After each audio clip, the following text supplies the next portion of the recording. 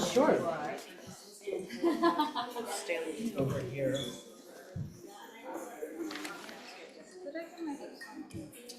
All right, folks, we're about to get started, just waiting for our live stream to click in.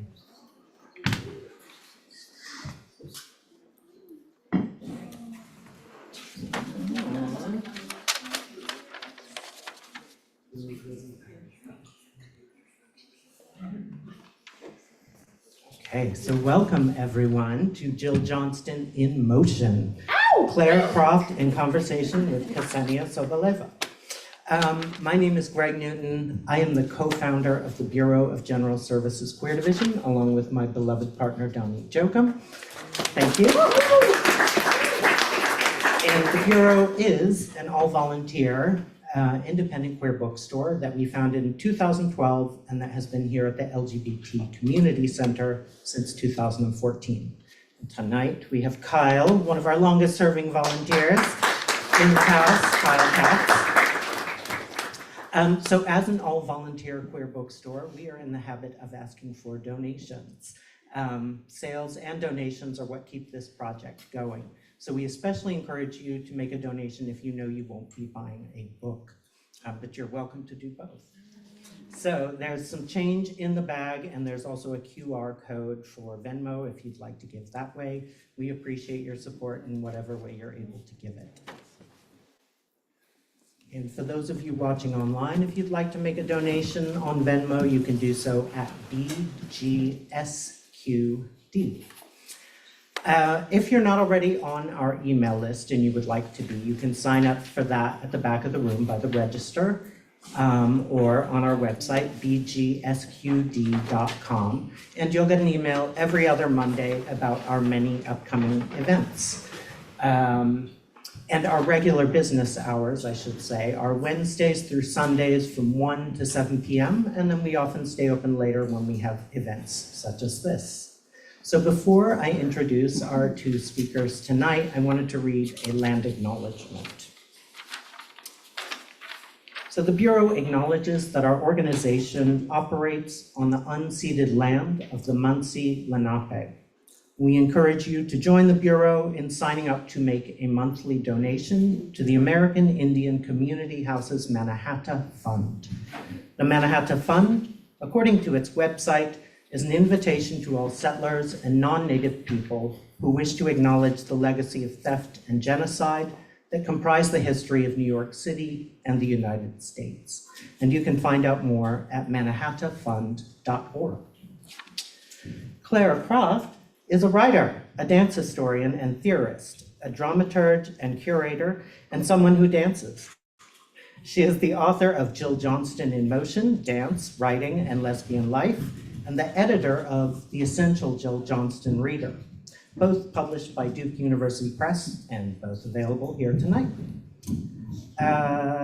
She is also the editor of Queer Dance, Meanings and Makings, the founder and curator of Explode Queer Dance Festival, and the author of Dancers as Diplomats, American Choreography in Cultural Exchange. This will probably stop soon, so hopefully the competition from above. Clare's dance criticism has appeared in the Washington Post, the Austin American Statesman, and the Brooklyn Rail. She is Associate Professor of American Culture at the University of Michigan and holds a PhD in Performance as Public Practice from the University of Texas, Austin. Dr. Ksenia M. Soboleva is a New York-based writer and art historian specializing in queer art and culture. She holds a PhD from the Institute of Fine Arts, NYU, with a dissertation titled Fragments, Art, AIDS, and Lesbian Identity in the United States. Her writings have appeared in the Brooklyn Rail, Bomb Magazine, Art Forum, Frieze, Hyperallergic, as well as various monographs and exhibition catalogs. She has curated exhibitions at Baxter Street Camera Club, Candace Mady Gallery, and La Mama Galleria. Soboleva was the 2020-2021 Vilcek Curatorial Fellow at the Guggenheim Museum and the 2022-2024 Andrew W. Mellon Postdoctoral Fellow in Gender and LGBTQ+ History at New York's Historical Society. Currently, she is working on a book project titled Friendship as a Way of Art, Queer Identity and Visual Citation, and co-editing the first monograph on Trial Balloon, a 1990s gallery and project space that highlighted lesbian artists. She teaches at the New School and NYU. Please give Ksenia and Clare a very warm welcome.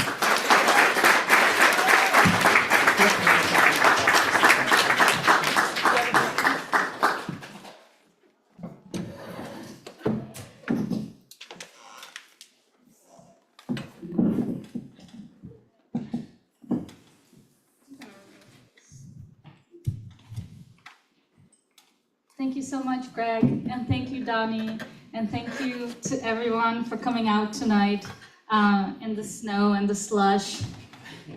And of course, I know why, and it's because lesbians across the country and globally are excited by not one, but two books about Joe Johnston.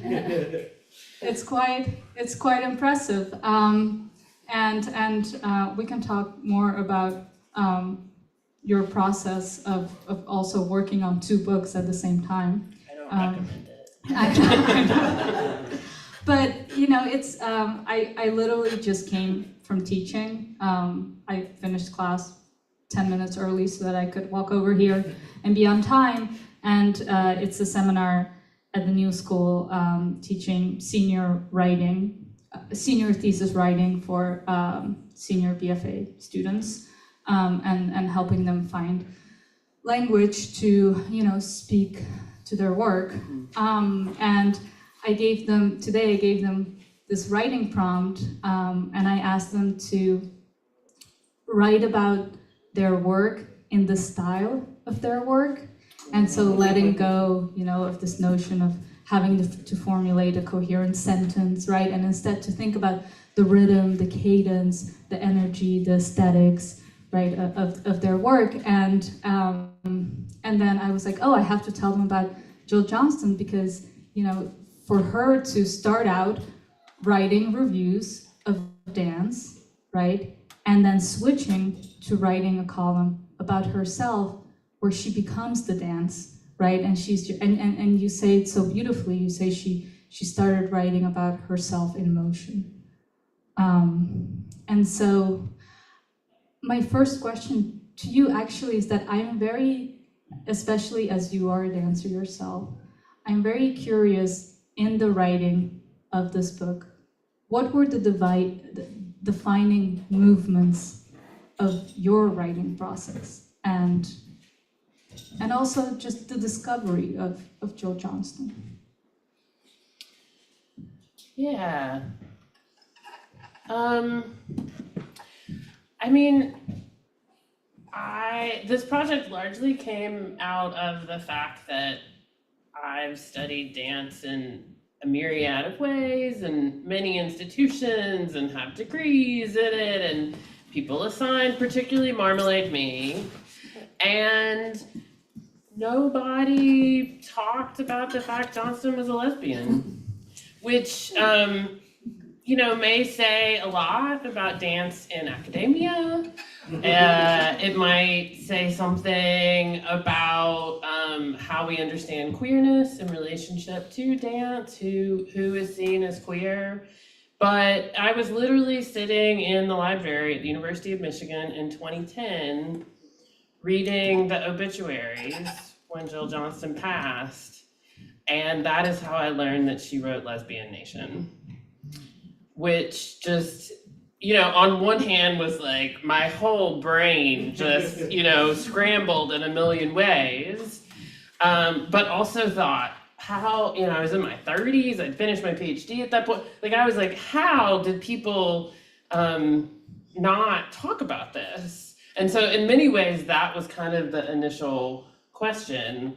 and really brought me back to writing that I knew in some ways well, but turned out I was missing a whole framework for it. And then I think too, you know, being drawn, as I say, often in the book, to the ways in which, you know, so often, actually, maybe this is also about education and how we talk about dance. I think often I'd encountered sort of spaces where like there's dancing and there's writing, and they were positioned as opposites. And that was never my experience. I was always writing about dance, growing up in it, and I loved writing about dance. But some notion of like people who write about dance are sort of at a distance, and that's not a practice. The practice is the dancing. And really, as I returned to Jill Johnston's writing after this epiphany of the lesbian who'd been in front of me all this time, really understanding through coming back and really seriously reading her how much she offers us, that writing and dancing are completely intertwined and very much about how ideas move into the world. And as you said to your students, like rhythm and cadence, all these like ways that writing is shaped and formed. I think, yeah, her writing sort of taught me a thing I needed to know was true, in many ways. So that's part of it. And I guess the last thing I'd say to answer your question is, it was really interesting as the book was sort of, you know, once I got to the place where like there was a thing, it wasn't good yet, but there was a thing, like lots of pages of writing. And really one of my like revision practices was to think about the bodily actions or verbs that I imagine each chapter kind of has within it, which I know you'll ask me what those were, and I don't fully remember them anymore. But wanting the book particularly to feel, I do know that the introduction, that walking was really my guide, and the notion of the kind of walking alongside with Jill, and I'm sure I'll read at some point about the role of adjacency in the book that I was really interested in, but sort of to be in motion with someone else and the different kind of motions and how that kind of shaped how I crafted things once I had some of the ideas in the world. And I know that you wanted to read from your preface. I'm going to read from chapter 3. Okay, no. No preface. Okay, let me know when you want to do that. Maybe we should do it Yeah, now. maybe we Is that should. cool? Yeah, I think that's a good Yeah. introduction. All right, yeah, I'm going to use the slides. All right. There's a good picture too in the midst.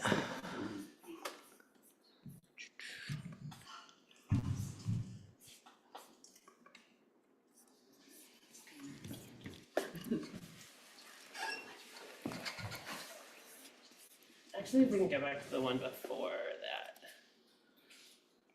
that. 1 second.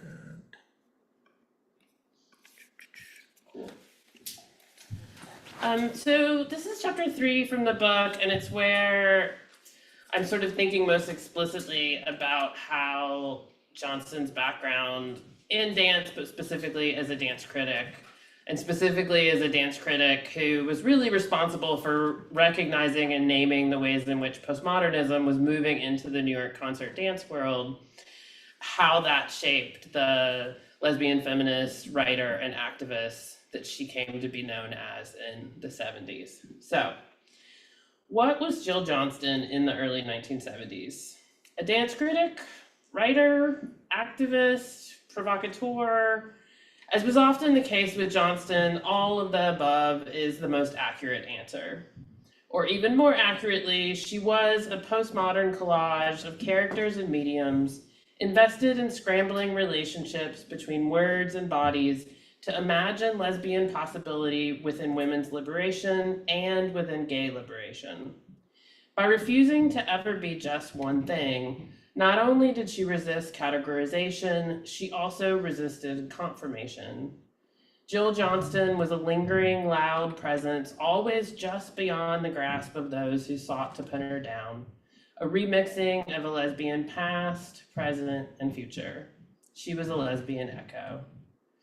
Key to her queer lesbian effervescence was Johnston's adeptness in shifting between writing and moving, Yes, dancing, but also in the 1970s version of her lesbian echo, swimming and making out with other women in public. She constantly challenged the notion of writing as legible and bodies as illegible. She knew, undoubtedly because of her experience with dance and dance criticism, that writing can excite energy and that bodies can make clear demands. She deployed this knowledge to disrupt notions of what a woman could or should be, constantly shifting her mode of engagement with the public and blending the physical, the written, and the spoken into a queer expression of woman. Jill Johnston's status as a gay woman swirls on the edges of legibility through the loops of her writing. A writing feat learned from postmodern dance where meaning is never fully specified. Dancing bodies rarely tell their full story or name themselves, yet they are fully and robustly present. Johnston suggested being a lesbian as similar, a way to live a sexy, provocative life, to move across genders through sensation and desire, to claim the body and to claim sex is essential. In the summer of 1970, for Johnston, being a lesbian in public seems less an announcement of alignment with a label, more a way of being, and most importantly, a mode of disruption. A spectacular example of Johnston's generatively disruptive presence came a month after her initial coming out column, when she took a very public swim to silence liberal feminist activist and lesbophobe Betty Friedan. On August 9th, 1970, as Friedan tried to speak to a group gathered at a fundraiser for the upcoming Women's Strike for Equality, Johnston, wearing only black underwear and a denim shirt, and eventually only the underwear, swam 4 laps in the backyard pool of the Long Island mansion where the fundraiser was being held. Upstaged by the swimming Johnston, Friedan was left to make a last-ditch effort to keep the crowd's attention by trying to lead everyone in a chorus of liberation now. It didn't work. Friedan was no match for Johnston. Oh. Let's see, will let me advance it? No? The fun, cute little quirks. No, nothing?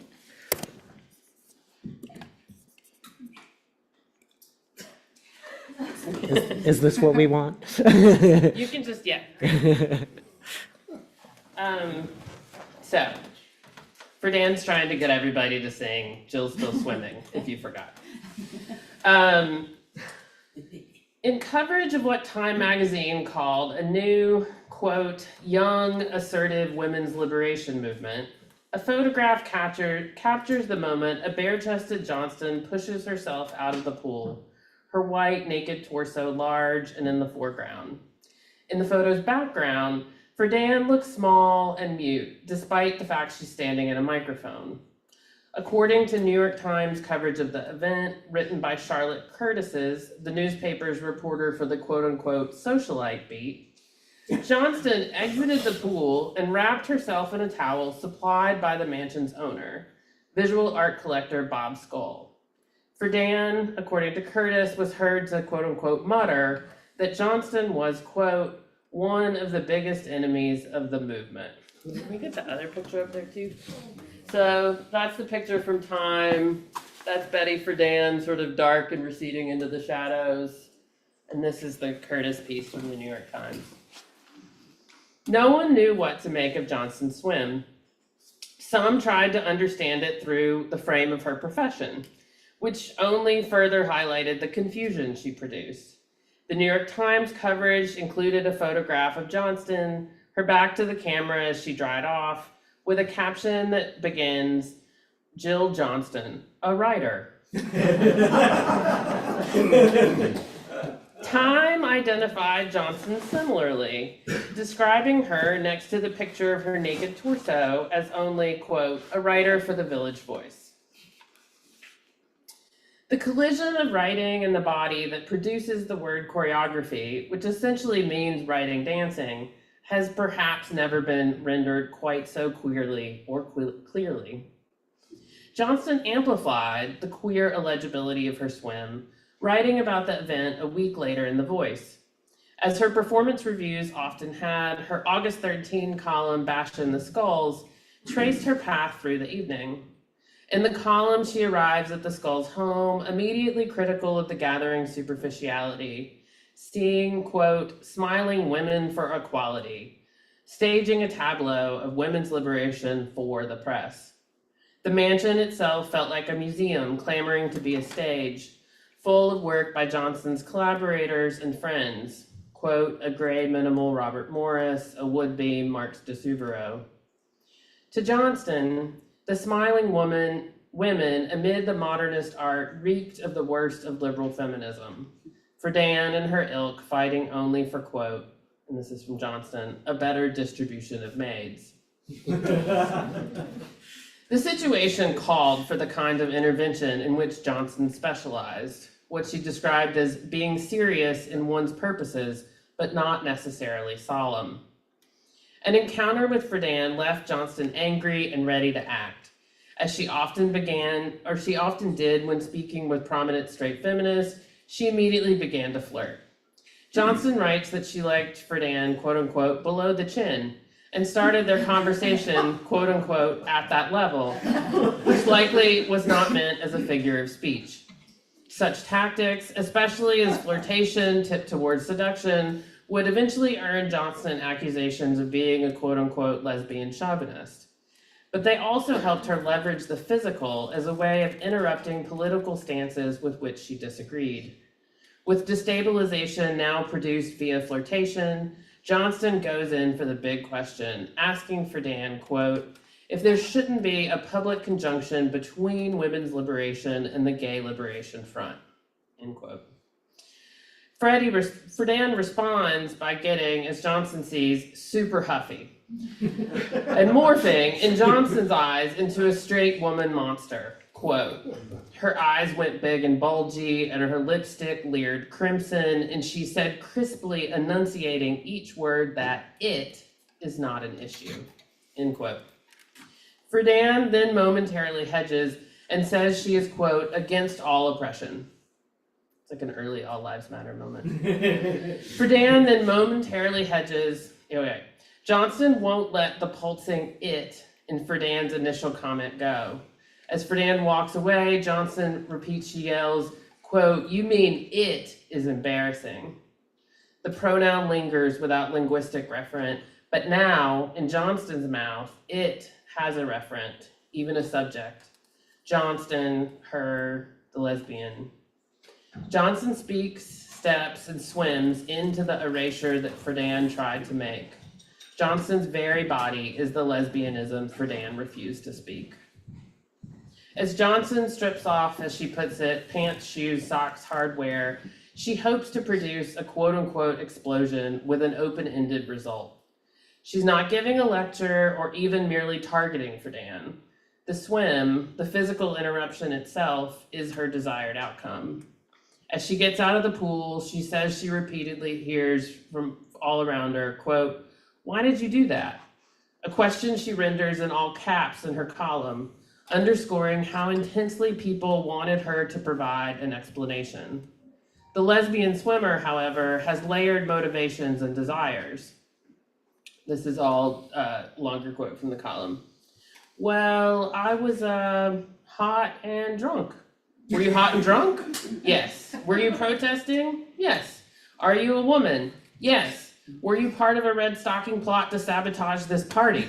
Yes. Were you showing off? Yes. Are you a radical lesbian? Yes. Do you like the skulls? Sure. End quote. Johnston's insistence on multiplicity and her rendering of the moment as a back and forth dialogue repurposes tactics from her performance reviews, emphasizes performance audience exchanges, and disrupts the boundary between the two. Except now, Johnston is the one on stage, the one asking an audience to attend to her layers, even contradictions. It's an awfully queer, awfully postmodern swim. She is not interested, however, in producing mere confusion. Johnston relishes ambiguity and discord until the moment a man almost gets credit for her actions. Her only clear no to her interrogators comes in response to a question of whether, quote, Mr. Skull had put her up to it.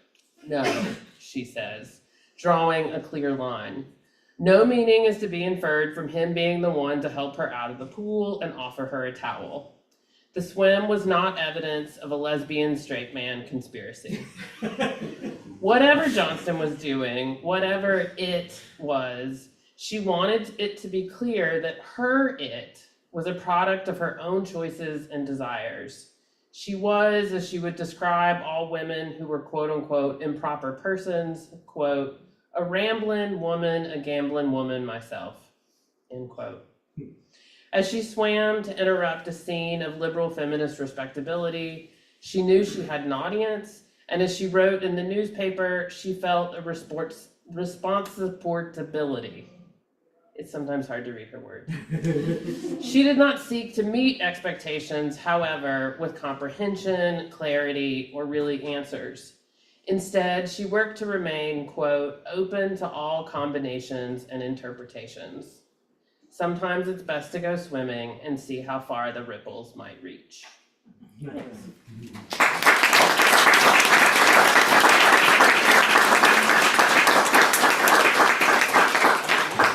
Thank you. You write so beautifully about how Jill's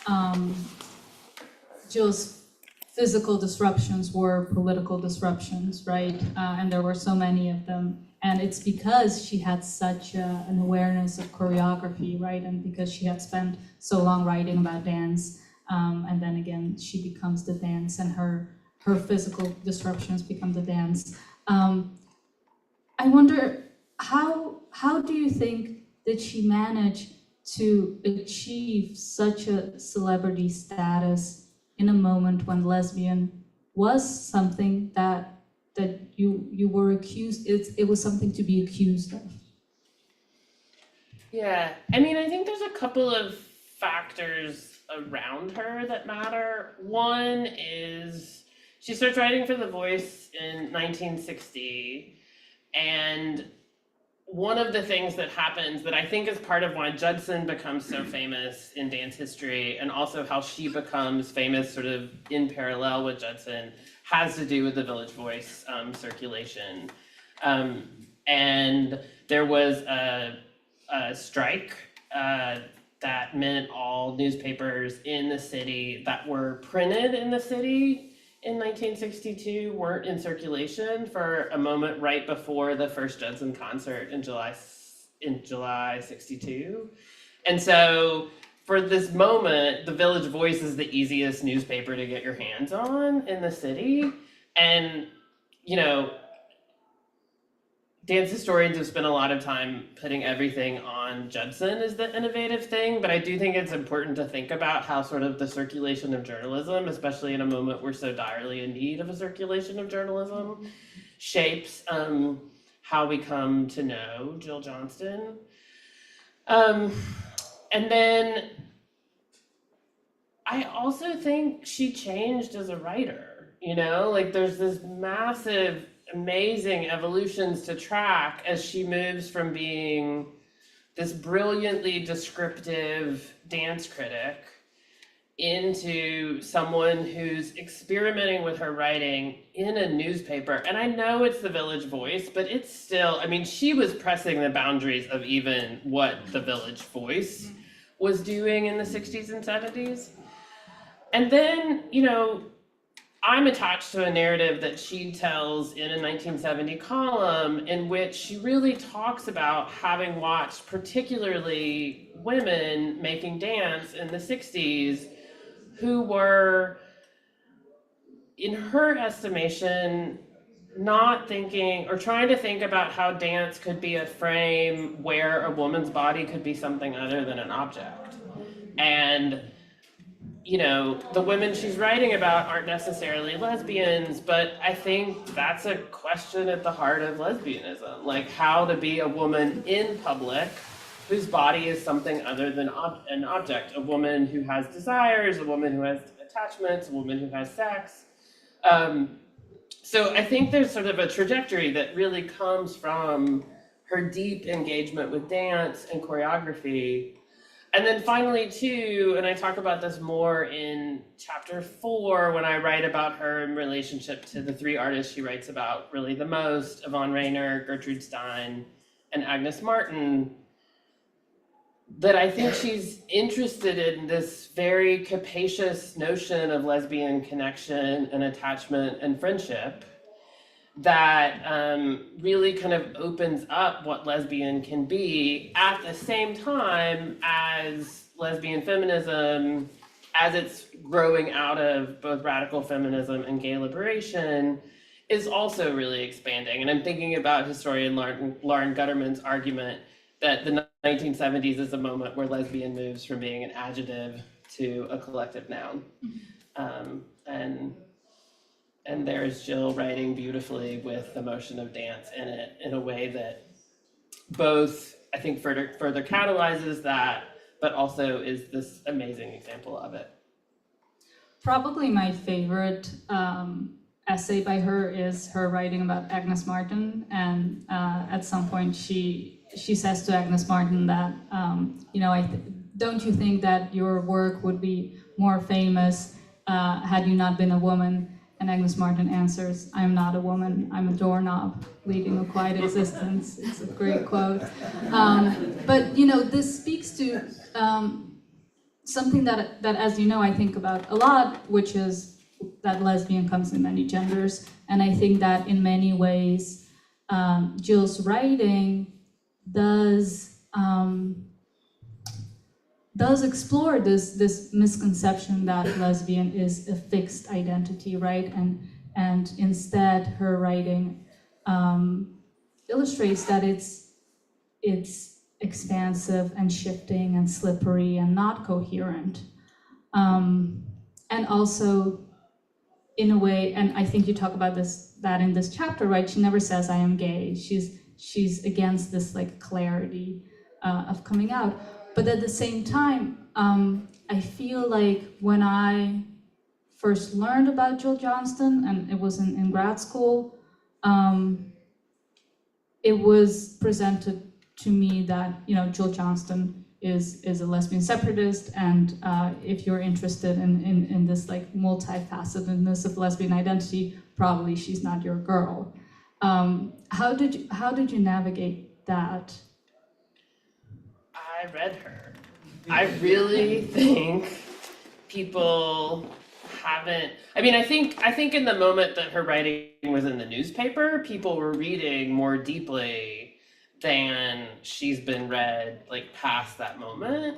And I do, as I've been working on this project, I've also been told that, and I feel really confident if you do a slow, careful reading of Lesbian Nation, there's nothing essentialist there. And if anything, I would say, I think part of why sometimes she hasn't been read as carefully as she should have been is that very slipping is hard to stay with, which is interesting alongside of like growing up as like whatever literature nerd, and the ways we're like, oh, that guy's writing is hard to read, and it gets like cult like followings around being hard to read. And I don't think we bring that kind of attachment to women who are hard to read. And to be clear, I'm saying hard to read as a compliment, like complex, layered, shifting arguments, and also the ways, particularly Lesbian Nation is itself a collage. So you also can feel, in some cases, like literally on the page, the spaces and the ways that the absences are very potent.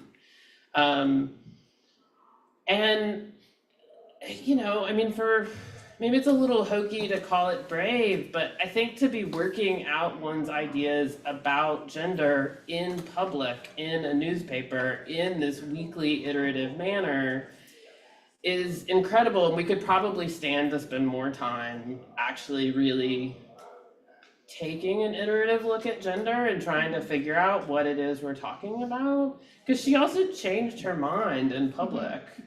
And so, you could find, like, if you wanted to make an argument that she was you know, a lesbian separatist, you could go find a quote, you know. You could also find, you know, the way she writes in the introduction to Lesbian Nation, where she's quite clear that gender is not a biologically essentialist thing, and how she's thinking about social construction. So yeah, I think the complexity has been, yeah, I think people haven't read her closely enough. And also, and in the same chapter, I talk about this a lot too, we've also sort of made the notion of lesbian feminists this sort of monolithic, homogenized, ahistorical blob. And, you know, really thinking about how we should historicize, even maybe periodize lesbian feminism in the 70s. And, you know, Johnston's clearest and, you know, most voluminous writing about lesbian feminism really precedes what I think we would label separatism. And she talks in interviews in the 80s and 90s quite a bit about the move towards separatism. And of course, by the time she's giving those interviews, you know, probably most famously, you know, the Combahee River Collective's criticism of white lesbian separatists as, you know, you could only imagine being separate if you had enough white privilege to imagine that. But Johnston talks beautifully in interviews about separatist movements as an important part of a movement, but never the end goal, that it's about a moment of practice and community and experimentation.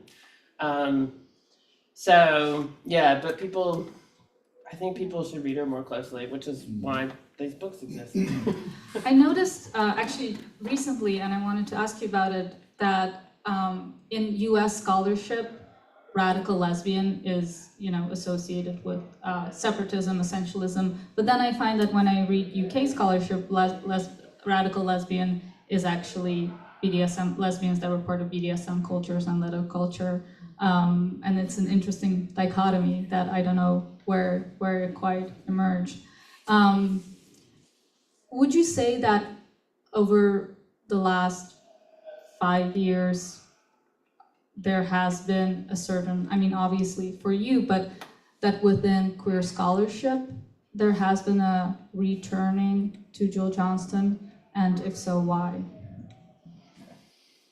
I mean, I'm not the only one in this room obsessed with Jill Johnston.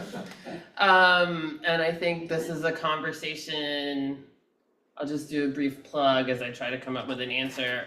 Saturday, we're having, starting at 1 o'clock on Skirball at NYU, a series of panels and conversations about Jill Johnston. And I think this question of what is it that people are being drawn to will very much be in the mix. And I'm thinking about Pauline Bulba and Amanita Labor, who are French artists who've been working and writing about Jill. Even just being here tonight, I've met other people who are working on Jill. So there is something magnetic. And there's also something happening in lesbian studies right now.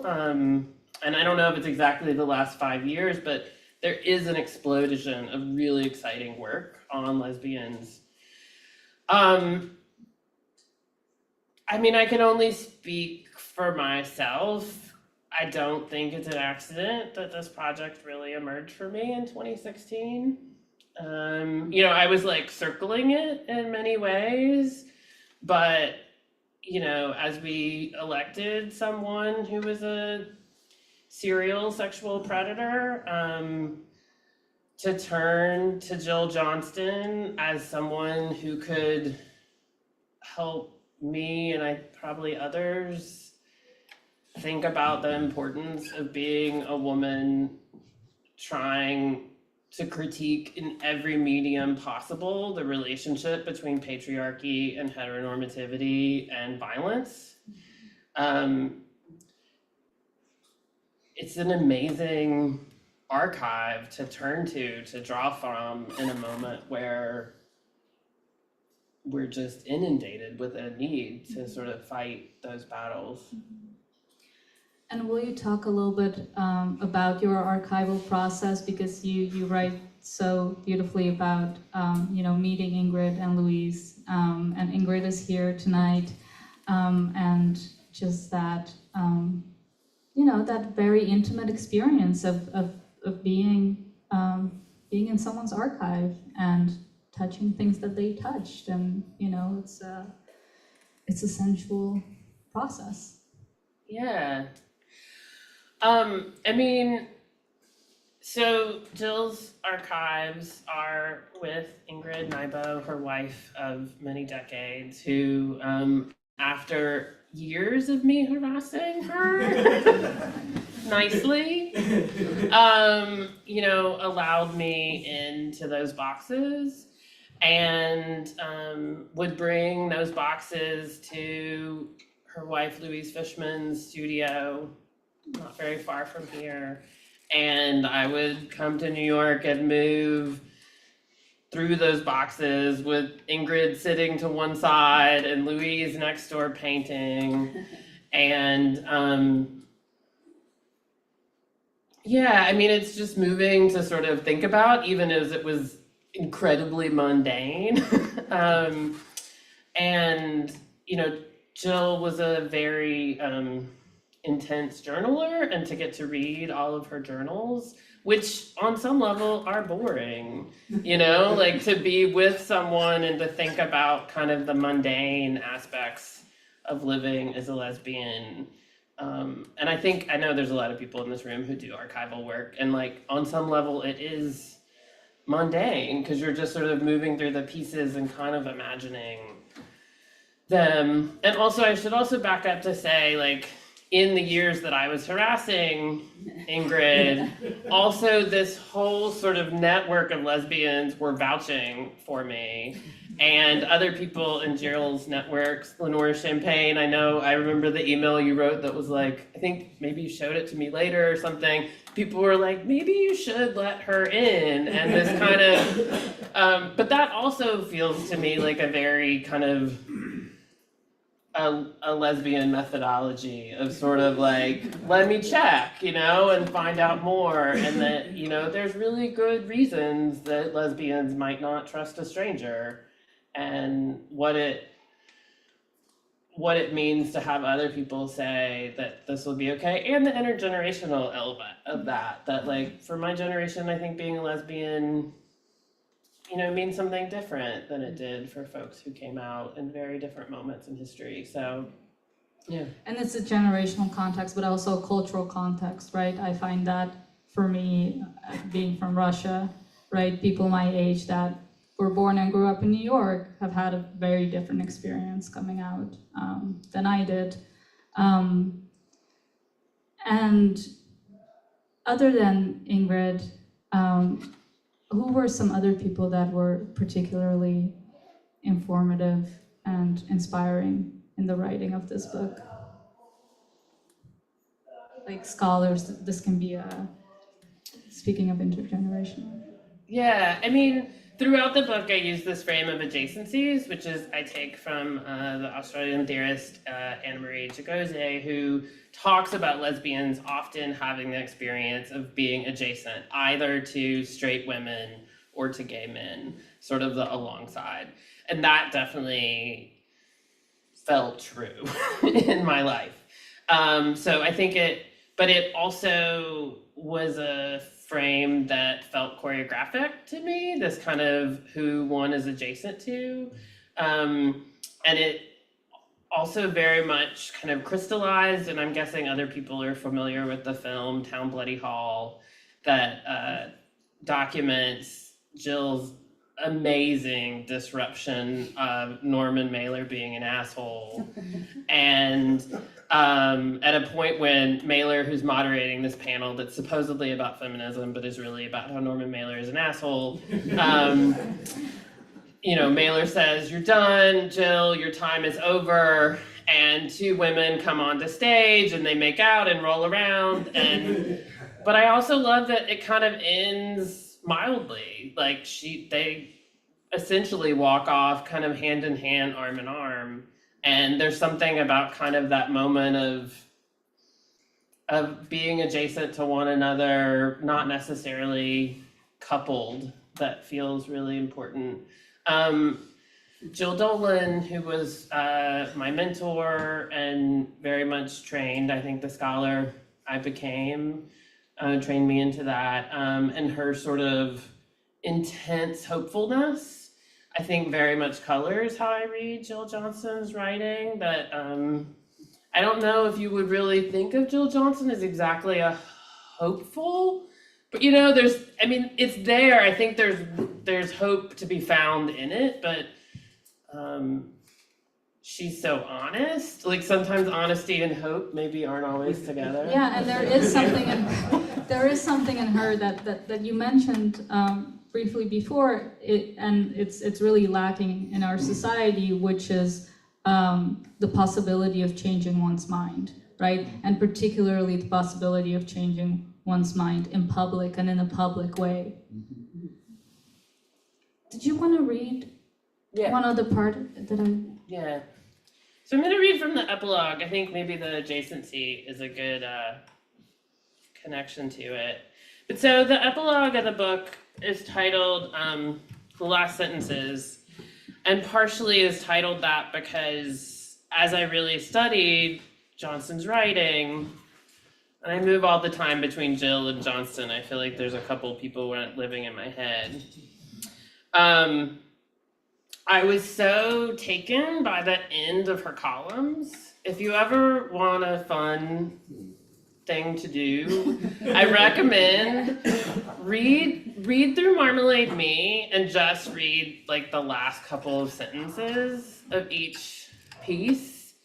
I came to talk about them in the way people write about the end of English sonnets and the sort of turn that happens. And it also really helped me. Part of what I'm writing about in the epilogue is that I had trouble finishing this book, and I didn't quite know why I was having trouble finishing it. And I finally had to grapple with the fact I didn't really want it to end. But then to realize that Johnston, in the way she concludes her columns, offered me a different way to think about endings. That endings aren't really endings, they could just be a turn. So this is how I wound up ending the book. I stand at the corner of New York's 23rd Street and 5th Avenue with Ingrid Nybo, Jill Johnston's wife, Ingrid's now wife, painter Louise Fishman, and a playwright friend I have cajoled into joining us. We await the arrival of the Dykes already marching from Bryant Park uptown, those who began this year's Dyke March, part of the 50th anniversary of Stonewall. There are looming rain clouds, but our little crew is undeterred. I had been nervous earlier, but with another friend's prodding, had asked Ingrid and Louise if we could walk together. They had not minded me joining them, and now we're on the corner, something like what Johnston would have called a private pond turning into a public ocean. Louise wears a t-shirt adorned with the cover image from Esther Newton's book, Margaret Mead Made Me Gay. Esther and Louise were once lovers, now close friends. Ingrid tells me she's wearing the shirt she wore the first time she walked in a Dyke March with Jill. The first marchers come into sight, a row of dykes in wheelchairs. Just ahead of this first wave, clusters of marshals run single file along where street meets sidewalk, reminding everyone waiting to join the march to do so only after the wheelchairs have passed. We will go at the pace they set for us. As the wheelchair users approach our intersection, heading south along 5th Avenue, another group of marshals, a younger group it seems, link hands and walk across the intersection's eastern and western sides. As is Dyke March practice, no permission has been sought to be in public space. This is a protest, not a parade.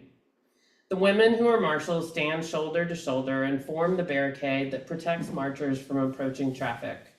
Police are present, if contentiously so, but it is literally lesbian adjacency that keeps us safe, marking those streets, this intersection, as queer lesbian space. With the lesbian human barricades now in place, the first wave of marchers in sight, and more people now visible just behind those in wheelchairs, the energy in the air feels ready to burst. But then everything stops. Just as the last wheelchair rolls into place, tens, maybe thousands, of fists rise into the air, and there is silence so complete it is loud. I stare. Not a voyeur stare, but a stare that is the visual equivalent of thirstily gulping down water. Wanting to take in every last dyke before me, I witness their choreography, their offered protection, their multitude. They are looking at us and offering an invitation to look, to be seen. To see the wheelchairs and the knee scooters, the shaved heads and the long hair, the trans liberation flags with their pink, white, and blue stripes. There are a lot of us, and there are lots within us. I hear the line that Johnston has in her 1968 Central Park column, quote, "Hello, all you sexes. We're too good to be true." The cement curb beneath my feet almost seems to be moving. It's actually the soon-to-be marchers around me that I feel. Those of us waiting on the sidewalk are becoming a group, an edge curb the first marchers pass that will soon be absorbed into the protest, falling in behind the wheelchairs. Now part of the march, my little group falls into our own line. Ingrid to my left, with Louise to her left, my friend to my right. We walk in the middle of the street, heading downtown, a vantage point that, for me, is one full of perspectives forged by dance. Though I have lived in New York briefly and visited often, I lay no claim to being a New Yorker, an identity readily apparent by how slowly I walk amid the fast step of real New Yorkers. New York to me is purely about dance and writing. The buildings that edge Fifth Avenue and loom on the horizon beyond, I see in tandem with George Balanchine's ballets and Edwin Denby's writing about people alongside architectural verticality. I love watching all these people in public urban space because I learned about the intricacies of so-called pedestrian movement from studying postmodern dance and Johnston's and Deborah Jowett's writing about how walking and running are just as graceful and intricate as pirouettes. Walking in a New York City street doesn't just remind me of dance. To me, it's inseparable from it. The various scales surrounding us, of the city and of the marchers, shuffle our order in my sense of perspective. Louise is now next to me, and though she is much shorter than me, I have the sense she's leaning down to tell me something. We were so scared in 1970. I realize she's talking about that first march, Stonewall's first anniversary. She leans into me again, making sure I heard. We were so scared in 1970. I heard her and I hear her again, even as we walk by the windows of corporate store after corporate store painted with rainbow flags. Any chance at a mid-protest conversation about what Louise has shared is swallowed by the samba band that we now walk behind. Their volume provides the odd sense of solitude urbanscapes can. I scan the crowd ahead and behind. There are two samba bands, a few people with babies strapped to their chests, many marchers now topless, some have tape over their nipples, and others have the telltale curved lines left from top surgery. One of the topless marchers has freedom scrawled in black marker across their chest. Louise leans up, down again to remark, with a wink, there are a lot of beautiful women here. In the crowd and in her comment, beautiful feels big, open, and sexy, good to walk among and with and be. The march finally arrives at Washington Square Park. I'm struck that there is no final speaker, no rally.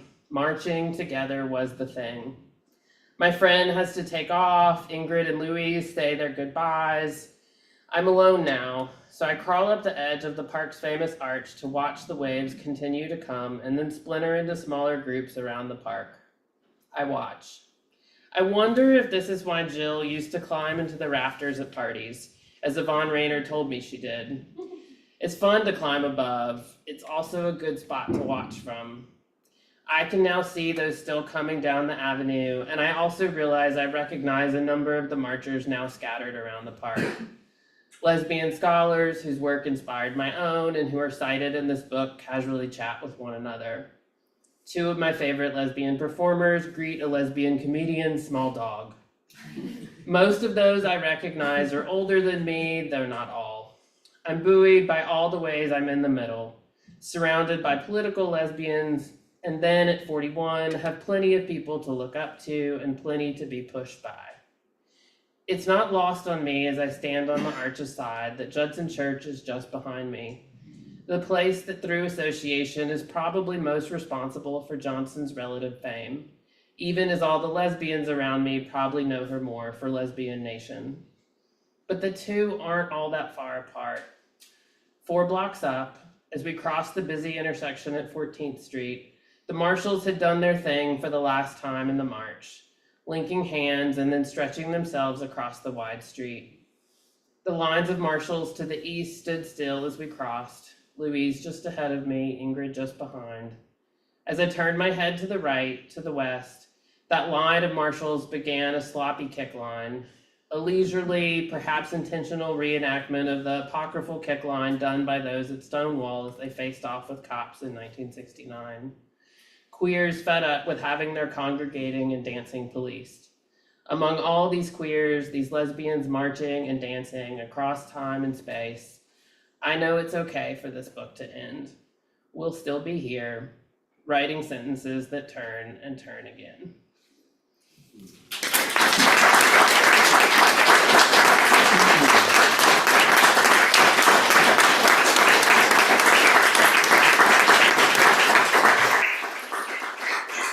Thank you.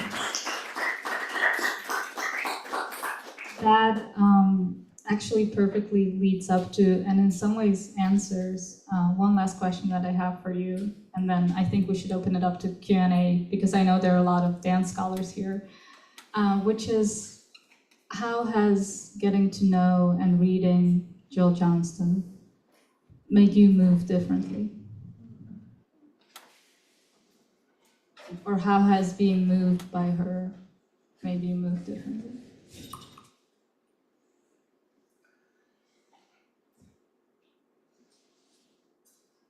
Other than the back pain. This is an odd answer to that question, but I just feel really committed to the act of reading. Like really, really committed to the act of reading. And, you know, it's slightly ridiculous to put 2 books out at the same time. And, but I'm so glad I did, because partially The Reader was born of a moment where I was like in love with so many pieces of writing that I couldn't possibly talk about in the book unless it was going to be gigantic. And so the fact that reading could and does, that words have force, and that like to read, to feel the force of language and a force that can move us into public action. So yeah, I think as much as I want to think about how writing is an embodied act, in the wake of writing the books, I actually really want to think about reading as an embodied act, of both how it moves in the way there's a section of the book where I write about the incredible fan mail that Johnston got, and the degree to which so much of it is full of people talking about how the writing affected their bodies. And yeah, that reading can move us into public physical action feels like the thing, I think especially in this moment, that feels so deep. So I think she's a plea to read. Yeah, being both emotionally and physically moved. Thank you. Thank you.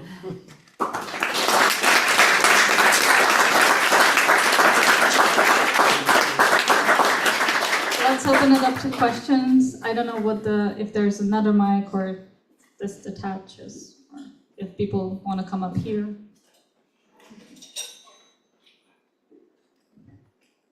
I have more questions if not.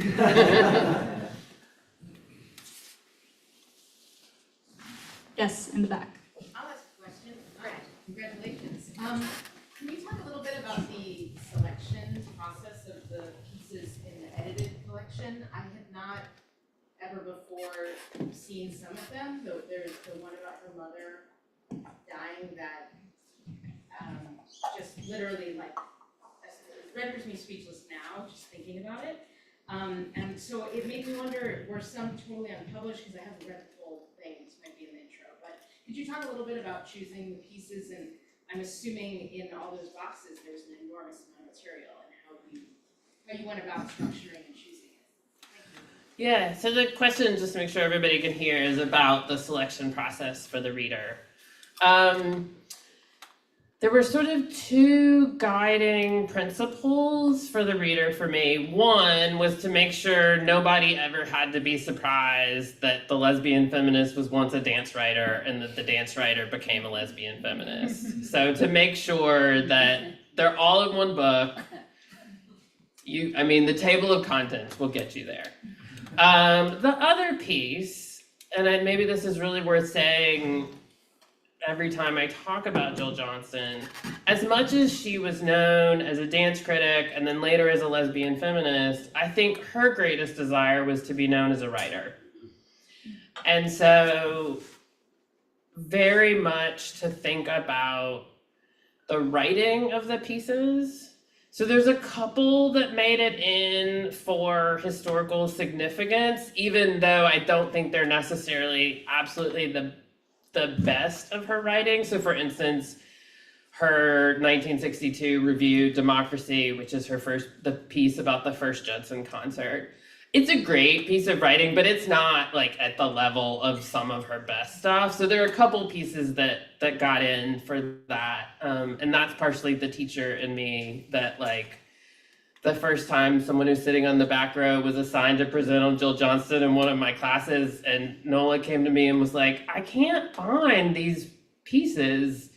And I was like, it's really that, and then like started looking myself and I was like, oh, it is actually really hard to find some of this stuff. So wanting to move some of those historically significant ones back into more widely available print. But one of the funnest things about, is funnest a word? About the reader was the kind of selection process and to think about the categories, because I think Johnston was a real inventor of genre and really a reinventor of genre. So for instance, knowing that I wanted to have a really good, robust selection of her performance reviews, and she's often described as in a sort of feminist writing tradition of description, but feeling like as I read more deeply, that's true, but there's all these other ways she, I think, absolutely reimagined what performance criticism can be. And so to try to think about the different categories. So in that section alone, there's a section about reviews that are sort of state of the field pieces. There is a descriptive section. There's a section I wound up calling experimental writing because I couldn't think of anything other than that it really was an absolute experiment on the page. If people know her work, Fluxus Fluxus is in that section. So the role of genre was a really interesting one. And the other thing is that I had an amazing research assistant, Sophie Allen, who, when we got down to the hard part, and I knew I wanted to get it small enough that like people would pick it up, I made Sophie like fight with me about so we like prepared and came and like had a debate with one another over like, what's your case for this? And partially I did that because Sophie is a young dancer in Chicago, and one of my greatest hopes with this is that young dancers will find a way to Jill Johnston's work. Yeah.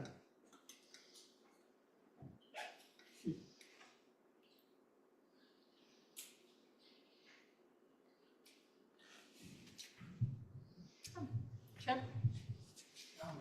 Thank you both, and thank you for both of these books. I was thinking about, Ksenia brought up the moment of Agnes Martin referring to their gender as a doorknob, and thinking about what you were saying about periodizing radical feminism and gay liberation at that time, and just kind of,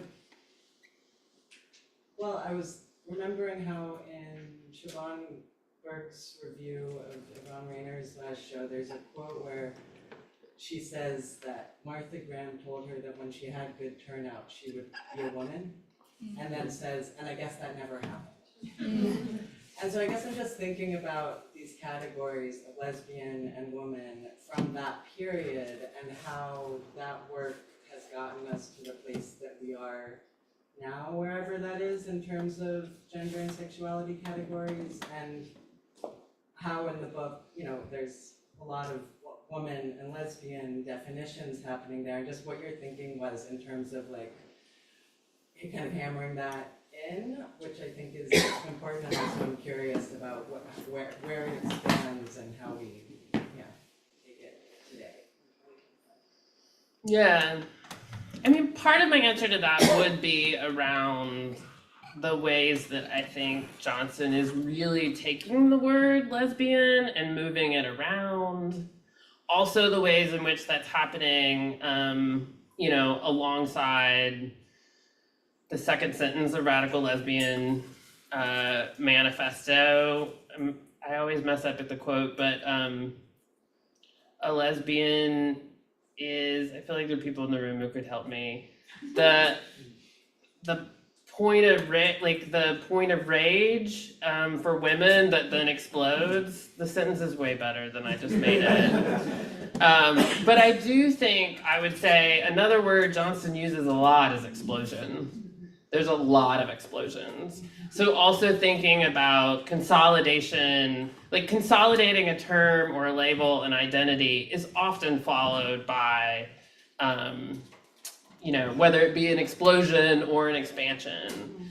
And so how do we think about labels, groups, identities as ones that have a kind of group choreography to them, as sort of coming together in moments that's needed and necessary, and what that gives us. Even as, also there are other moments of different kinds of proliferation. The Martin exchange about the doorknob is always, and I've spent way too much time thinking about what she might have meant by doorknob. But,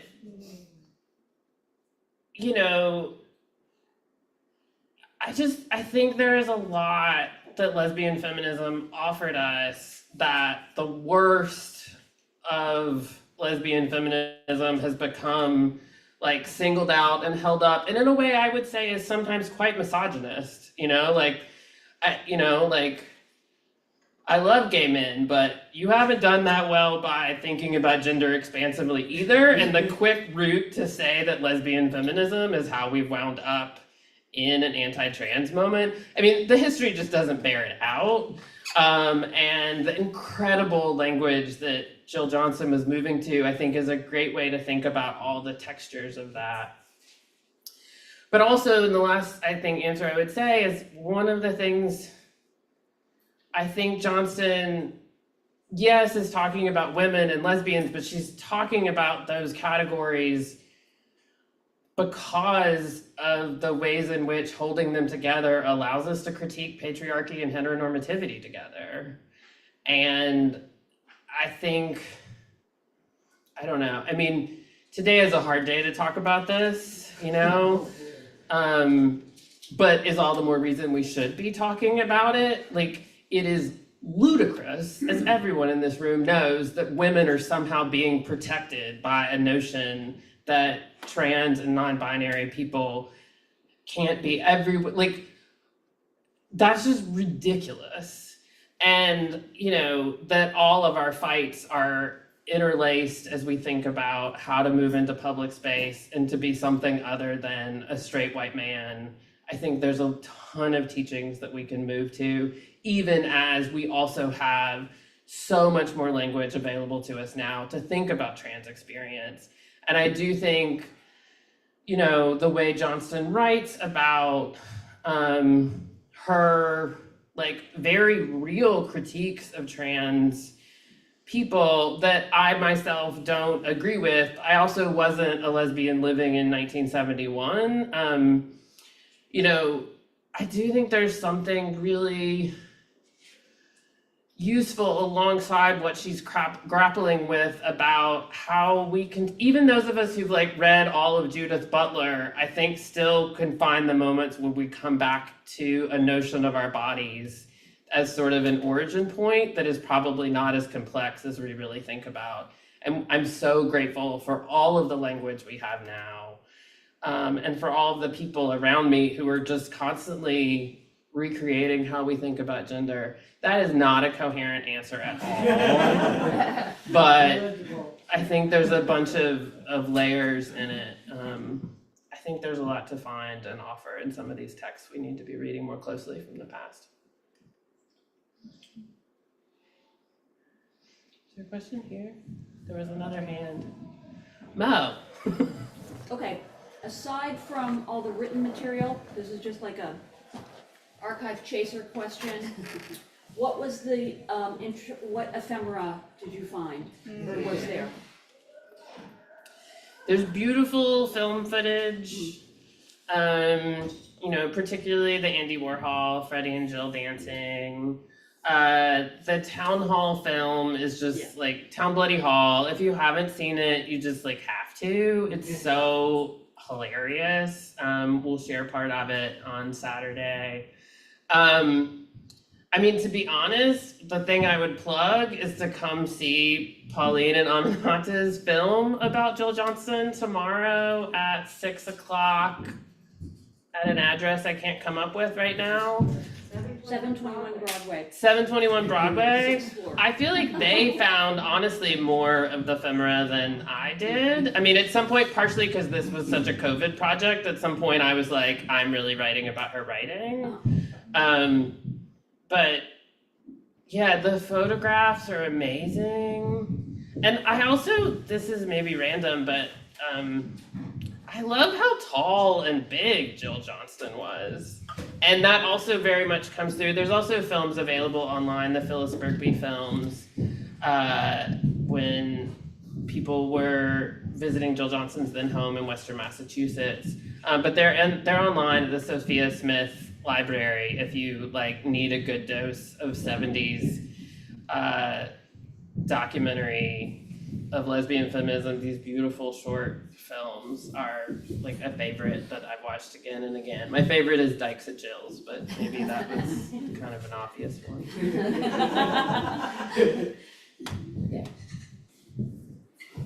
Speaking of ephemera, I was around in the 60s and 70s, and I read Jill Johnston every week. And she was herself a piece of ephemera. We did not read her deeply the way you are today. You don't read her densely or in a pile. We read her from week to week. Yeah. In a newspaper column on the inside pages of an underground newspaper. And you had to like her in order to seek her out. The newspaper didn't make a big deal out of Jill Johnston. Jill Johnston was just another column in the Village Voice.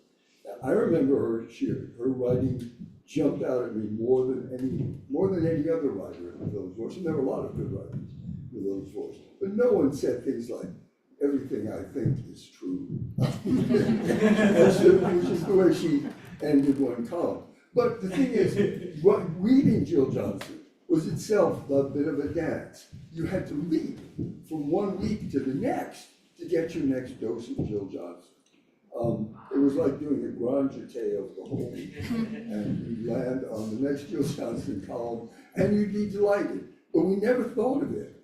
I don't think people who read her in those days thought of her as a philosopher. We thought of her as a crazy newspaper writer who would say things that no other newspaper writer would say. I was a newspaper writer at the time, and I thought she was my favorite, peer in the newspaper business. I wrote for the New York Times when she was writing the book, but my favorite paper was the Village Voice. Anyway, that's just, it was a different experience reading Jill Johnston when she was writing than it is today when you're studying, looking into an archive or a body book. Yeah, and to connect your question and Mo's actually around ephemera, what exactly you just said is very clear in the fan mail. It's so many people talk about the day of the week that the newspaper arrived, and not just New Yorkers, but people who were like, the section that I start with, looking at a letter from a fan Bonnie in Kentucky, who in her letter talks about like standing outside her mailbox, I believe on Thursdays, which is when The Voice made it to Kentucky. But this kind of episodic situation of the publication, I actually think is also interestingly connected to what we're talking about with a capacious and shifting and evolving notion of lesbian. And I was a journalist before I went back to grad school, and I think that sense of iterative writing is so interesting, and we don't have enough of it now. But I will say the last thing I'll say to your comment, one of the best, I guess it was a letter from her editor, Diane Fisher, who's giving her feedback at some point, and in the letter says, "After all, Jill, we are a newspaper." She was trying to be like, I'd like to remind you of the situation you're in, because the boundaries have been quite pushed.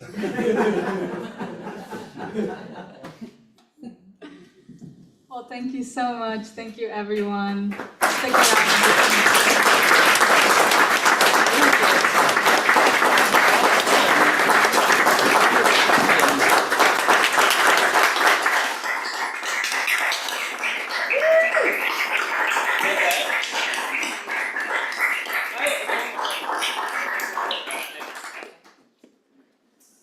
Are you gonna sign books? We will pick up the chairs. Books are available at the counter. I think we'll be signing them, so you're welcome to do that. But we'll pick up the chairs for you. I'm so glad you moved.